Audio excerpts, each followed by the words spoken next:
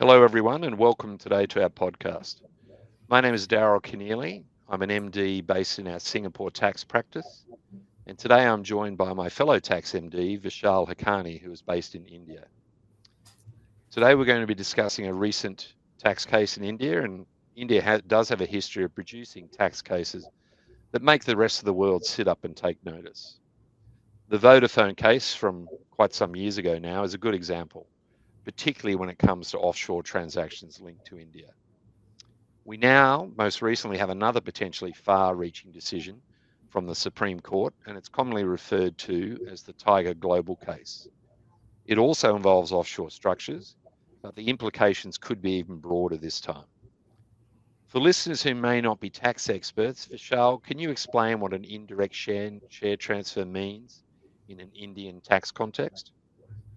Sure, Daniel. I think the easiest way to think about this is more of a look-through tax. Normally, if you sell shares in an Indian company, India taxes the gain, but many foreign investors hold Indian businesses through offshore companies. For example, a Singapore holding company in this case. India's law says if more than 50% of value of the offshore company comes from Indian assets, then the selling offshore company is treated as a selling Indian assets. In this case, India claims its right to tax the gain even though the sale happens outside India. That look through idea sits at the heart of the Tiger Global case. And Vishal, with that background, what actually happened in the Tiger Global case? I think this case arose from Tiger Global exit from Flipkart in 2018. The investment was held by Tiger Global under a Singapore company. That Singapore company in turn was owned by the Mauritius entity. When the exit happened, the sellers argued India shouldn't tax the gain because the sellers were based in Mauritius and they were entitled to protection under India Mauritius tax treaty. However, the tax department disagreed with the same. Their view was the Mauritius companies did not reveal that they have real commercial substance and were mainly being used to access or abuse the treaty benefits. The Delhi High Court initially agreed with the view suggested by the taxpayers, but the tax department was aggrieved by it and appealed before a Supreme Court, and Supreme Court overturned that decision.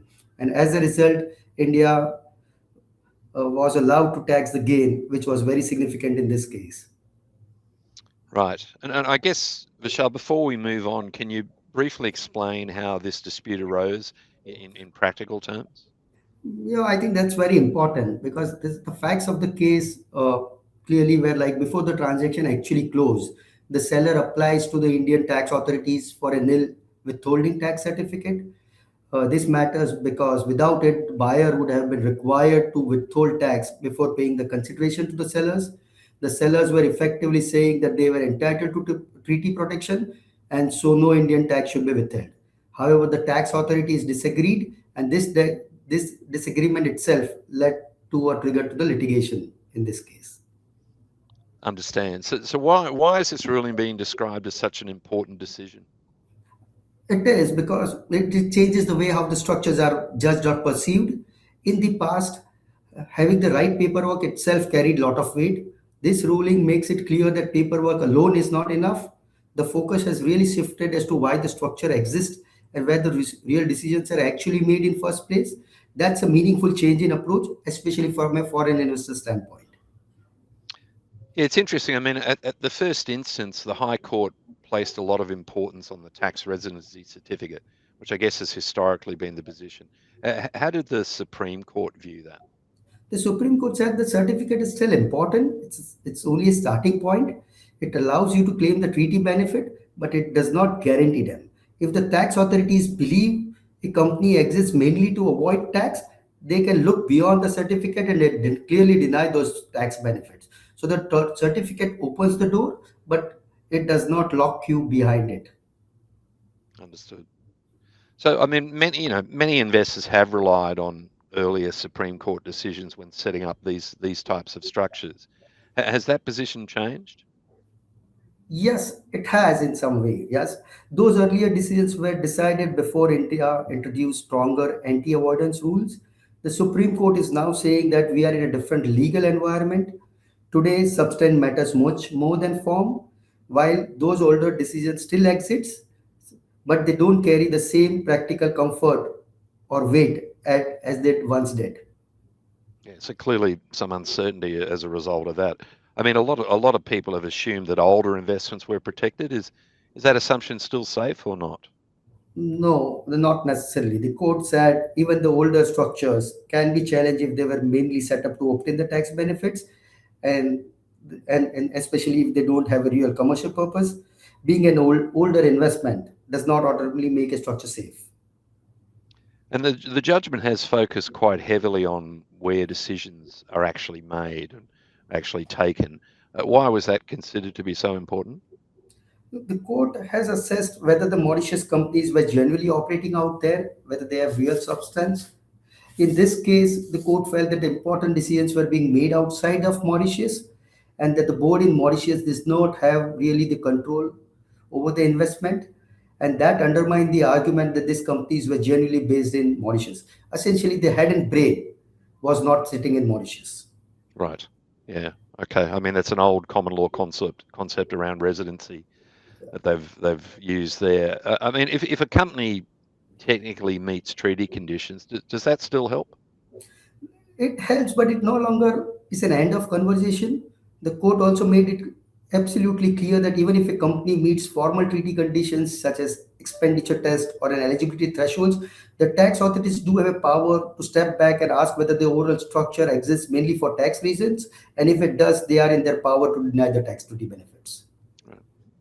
I mean, there's also some discussion in the decision about income not being taxed anywhere. Um, Sitting here in Singapore, that's a potential issue from my perspective, in as much as if we were talking about circumstances involving a Singapore company, given that Singapore doesn't tax capital gains, we might end up with a situation of non taxation in any of the jurisdictions. Why was it considered such an issue in this case? Where is the court coming from? So I think this is one of the most key and controversial observation which was made by Supreme Court in this ruling. Clearly, this is also in some form or manner contradictory to the earlier ruling of Supreme Court in the case of Azadi Bachao. What this ruling or observation does is gives a handle to the tax authorities to go after or deny the tax treaty benefit, especially if it results into double non-taxation. Having said this, we do expect some controversy around this aspect uh, in future ruling, especially the one which is up for Supreme Court, one before the Supreme Court, and which is expected to be scheduled in a couple of months' time in the case of Blackstone. Right, right. Yeah, I mean, it's going to be interesting to see what decision comes out of that. Um, I mean, what does this decision mean in practice for structures using Mauritius? Is it over? Yeah, I think using Mauritius without real operations is now very risky. In fact, to my mind, Mauritius is dead. Having said that, where there are genuine business activities, real people, real decision making in Mauritius, Mauritius can still work, but the key issue here is substance. I would Yeah, it's say, in. I Sorry, would go say ahead. substance. Yeah, I would say substance is king. Yeah, it's interesting. This case has made me think back to many years ago. I used to be the tax lead in a corporate based in Hong Kong, and this is quite some time ago, but we used to use Mauritius as a holding jurisdiction into several countries, including India. And even at that time, I was a bit concerned about residency and substance. So we had two onshore directors, I think, from a law firm, and I was the third director. And I'd travel to Mauritius once a year for board meetings, which wasn't a particular hardship given how nice a location Mauritius is. But in today's environment, on those limited sorts of facts, with a couple of directors from a law firm and a director from the actual group traveling in once a year to have board meetings, would you agree that approach likely is no longer sufficient to access treaty benefits? Clearly not. I think, Daryl, we really need to have a lot more than what's being contemplated. Right? What we are talking about is real world substance. That's what is expected. You need qualified directors sitting out there and actually making decisions. Yeah, which I mean, for many groups, that's likely not the case in Mauritius. I mean, just thinking about that though, and contrasting that to Singapore, many funds use Singapore as a genuine investment platform. How do you see this applying in those sorts of circumstances? No, clearly, I think it's first of all, it's very important to understand why Singapore is part of this discussion. Historically, Singapore capital gain protection and its treaty with India was closely linked to the Mauritius tax treaty. So when the court tightens the rule around treaty access or substance in the Mauritius context, those principles naturally spill over into Singapore structures. Having said that, Singapore structures are in a stronger position because usually there is a lot of presence and management out there. I have seen many situations where often Singapore as a platform, right? They use it for pooling purposes, they use it for leverage, they use it as geography to invest in multiple geographies uh, in the region, or sometimes also as a co-investment structures. So if you have some of these things, it does help more credibility to the platform, and your ability to prove substance only increases. I guess though the risk is that this ruling could be applied too broadly at the working level. I would definitely agree with that. uh, because while the decision is fact specific, there is always a risk at an operating level. Tax authorities may try and stretch its application. That's why having a clear substance and strong documentation is more important than ever. This ruling, while it's very fact specific, but where an investor can clearly show genuine commercial activity, substance, and decision making in the treaty country, treaty protection ideally should be still possible.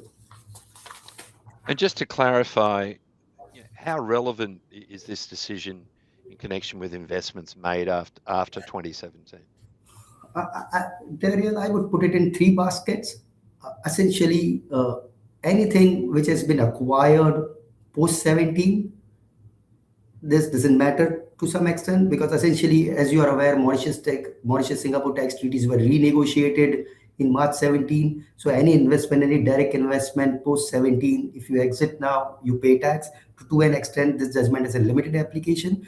But wherein this comes in, the moment you have any grandfather investment, there this judgment comes into play. The moment you try and take treaty benefit in the context of indirect transfer, this decision come in play.